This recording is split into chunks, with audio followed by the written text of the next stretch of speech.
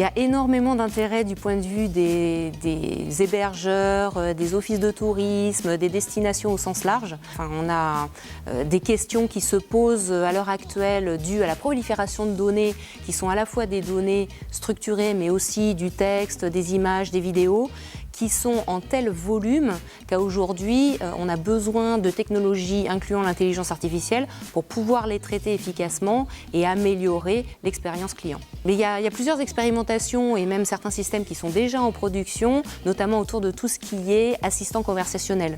Donc assistant virtuel qu'on appelle chat ou chatbot, qui permettent d'engager une conversation avec le voyageur et de lui faire soit des recommandations de voyage en amont de son voyage, soit d'avoir une conversation pendant son voyage, voire après, pour récupérer ses retours utilisateurs, et ça dans une manière très naturelle pour lui.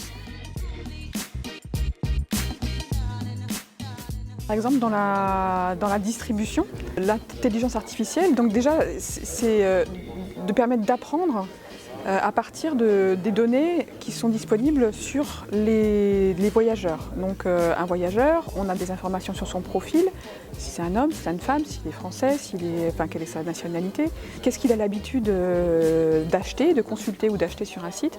Et puis même, on pourrait avoir d'autres données plus contextuelles qui sont liées à des usages qu'il peut avoir sur les réseaux sociaux, etc.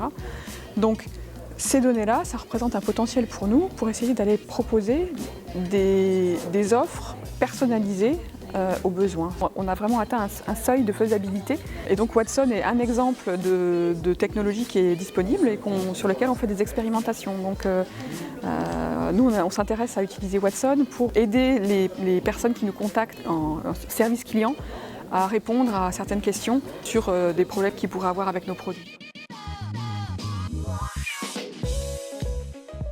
Il y a une crainte par rapport à cette évolution, mais qui s'amenuise, voire disparaît quand les gens vraiment commencent à expérimenter. C'est-à-dire que maintenant, on est à une maturité des technologies qui fait qu'on peut faire des choses très concrètes et travailler avec des acteurs sachants du métier, des experts, qui peuvent vraiment faire évoluer ces applications pour apporter de la valeur ajoutée.